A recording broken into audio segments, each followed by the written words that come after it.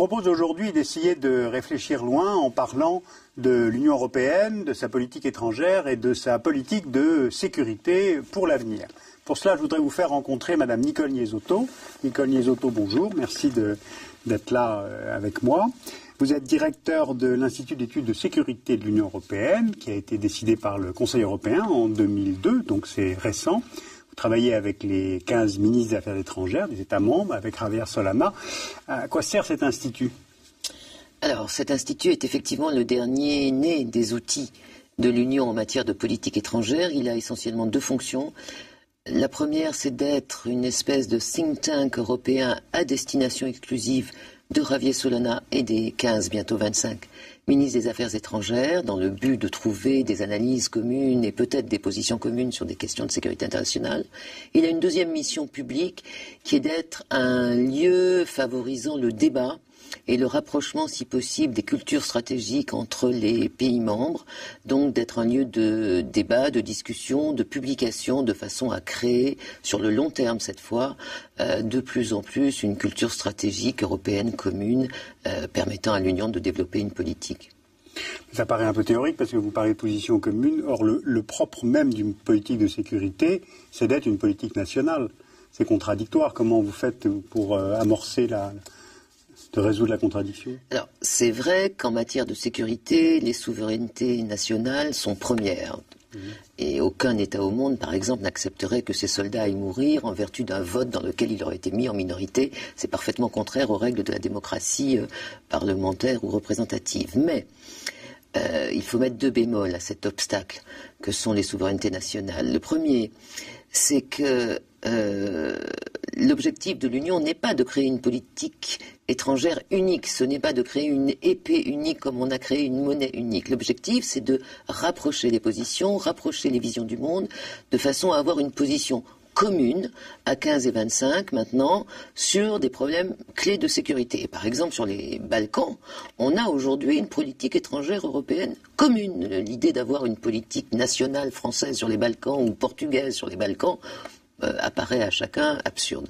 Deuxième bémol, malgré tout, c'est qu'en dépit de cette crispation que les États ont sur les aspects diplomatiques et militaires de leur souveraineté, ils savent également qu'une bonne partie de leurs moyens d'action sur la scène internationale n'est pas diplomatique et militaire, que les aspects économiques, commerciaux, l'aide humanitaire, l'aide au développement sont des outils essentiels d'action extérieure. Or, ces outils-là, eux, sont déjà intégrés dans le cadre de l'Union européenne. Mais ça paraît difficile parce que déjà à 15, c'est pas simple. À 25, à partir de mai 2004, ce sera encore plus difficile, évidemment. Pas seulement parce qu'on sera plus nombreux, mais parce qu'on sera sur un territoire géographique, une superficie encore plus grande. Or, plus on étend la géographie, plus l'analyse de la menace diverge, puisqu'on est face à des problèmes différents. Est-ce qu'il n'y a pas là aussi une contradiction entre géographie et sécurité ? Alors, c'est vrai que l'élargissement implique une espèce de diversification des perceptions de la menace, mais l'élargissement implique aussi une obligation de responsabilité de la part des États membres. Autrement dit, quand l'Union ou quand la communauté économique européenne était celle des 6, les frontières extérieures étaient extrêmement, par définition, petites. Plus l'Union s'élargit, aujourd'hui avec un ensemble de 25 États membres, enfin bientôt 25 États membres, les zones frontalières de l'Union s'élargissent et donc les risques et les responsabilités stratégiques de l'Union également s'élargissent. L'Union aujourd'hui ne peut pas dire que le Moyen-Orient ne l'intéresse pas parce qu'elle va avoir Chypre qui est tout proche du conflit israélo-arabe. De même chose pour l'élargissement à l'Est vers la Russie. Donc d'une certaine façon, l'élargissement complique les choses, mais en même temps implique pour l'Union une obligation de responsabilité stratégique, parce que quand la frontière est là, il faut bien gérer ce qui se passe. Et deuxièmement, l'intégration économique quand même entre les pays membres est tellement forte, que cette intégration économique annule le premier effet de diversification des menaces, c'est-à-dire que même si les pays du Nord se sentent pas trop concernés, par exemple, par les problèmes de sécurité en Méditerranée, ou inversement, si les pays du Sud trouvent que les problèmes de la Baltique sont très éloignés de leurs intérêts vitaux, de facto, leur commerce, leurs échanges sont tellement intégrés entre le Nord et le Sud de l'Union qu'ils seront obligés, y compris contre leur gré, de s'intéresser à la politique étrangère de certaines zones géographiques de l'Union. Oui, mais là, vous restez finalement dans une géographie géographie, une périphérie première, ce qui est très bien.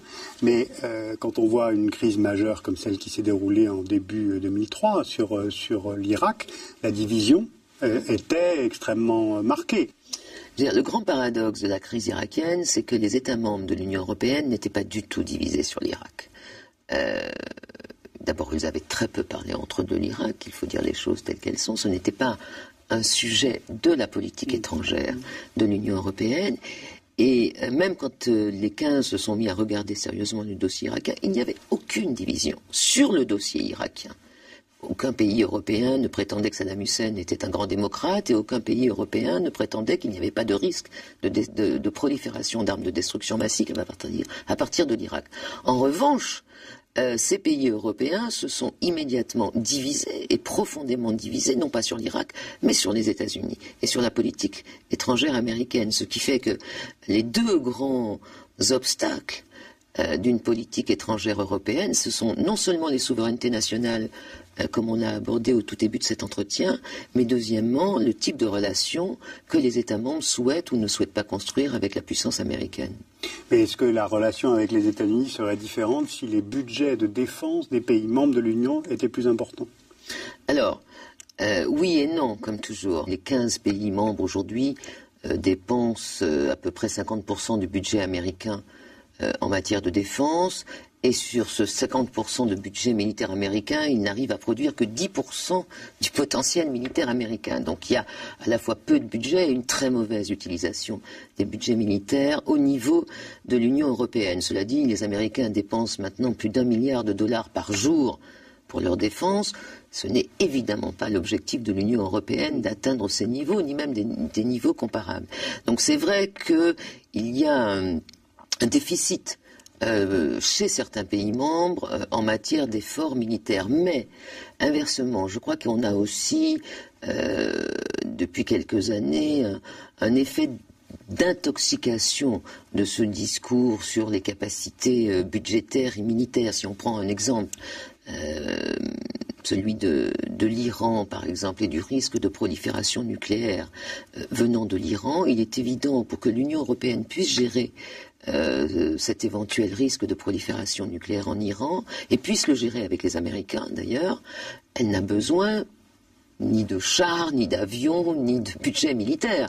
Le propre d'une politique étrangère européenne sur l'Iran en matière de non-prolifération, c'est d'avoir une position politique commune, c'est d'avoir une analyse commune.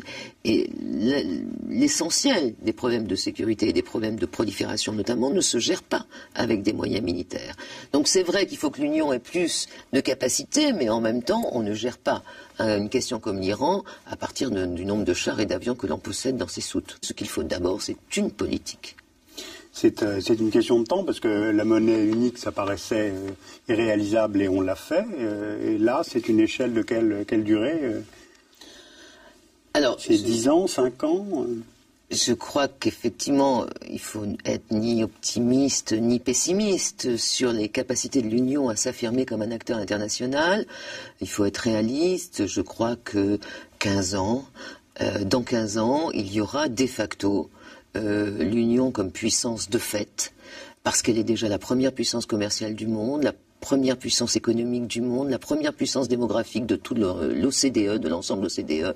C'est près de un demi-milliard de citoyens démocratiques, éduqués, riches.